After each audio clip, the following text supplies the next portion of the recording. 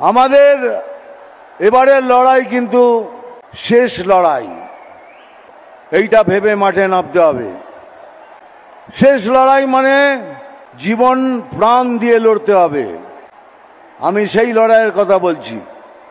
আমাদের সাথে রয়েছে আমাদের প্রিয় প্রধানমন্ত্রী মোদী সাহেবের আশীর্বাদ। আমি থাকবো, আপনারা থাকবেন, সবাই মিলে একসাথে এই সংগ্রামে নিয়ে নামবো। আমাদের এই ইলেকশন জিততেই হবে, যেভাবেই হোক জিততে হবে।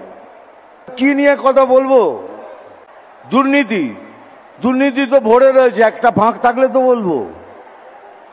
একটা ফাঁকও নেই দুর্নীতিতে, তাহলে কি নিয়ে কথা বলবো? মা বোনেদের ইজ্জত নিয়ে সেখানেও কথা বলার উপায় নেই।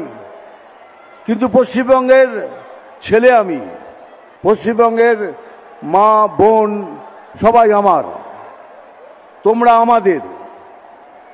প্রতিজ্ঞা করেছি আমি রাজনীতি করি না, আমি মানুষ নীতি করি। আর সেই জন্যই বারবার দৌড়ে আসি পশ্চিমবাংলায় কিছু করার জন্য। এবারে মাঠে নামছি পুরো তৈরি হয়ে। 23-24 তারিখ থেকে পুরো মাঠে নামবো, আপনাদের সাথে থাকবো, আপনাদের সাথে কথা বলবো, আপনাদের প্রবলেম জানবো, মাঠে একসাথে নেবে লড়াই করব। আর এই লড়াই পশ্চিমবঙ্গ অনেকদিন মনে রাখবে। বিজেপি হেরে যাওয়ার প্রার্থী নয়। বারবার তো তাই বলি যে পুলিশকে একটু নিরপেক্ষ হওয়ার কথা বলুন, পুলিশকে বলুন একটু নিরপেক্ষ হয়ে যান, তারপরে দেখুন बीजेपी की करते पारे। ये जो आवाज हमने उठाई है, ये आवाज मेरे साथ रहना चाहिए, क्योंकि मैं कॉम्प्रोमाइज पॉलिटिक्स नहीं करता। मैं जिंदगी में कॉम्प्रोमाइज पॉलिटिक्स नहीं की है। तो इसीलिए कहता हूं कि ताकत तो हमें भी है, लेकिन हम फालतू का जोर किसी पे नहीं करते।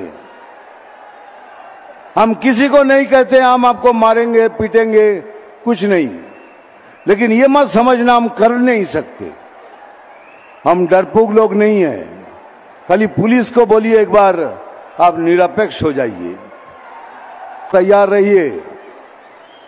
मैं मैदान में उतर रहा हूं आप लोगों के साथ लड़ने के लिए। सीना तान के उतरेंगे। गोली चलानी है तो चला, लेकिन पीछे से वार नहीं करना। हिम्मत है तो सामने से वार करना।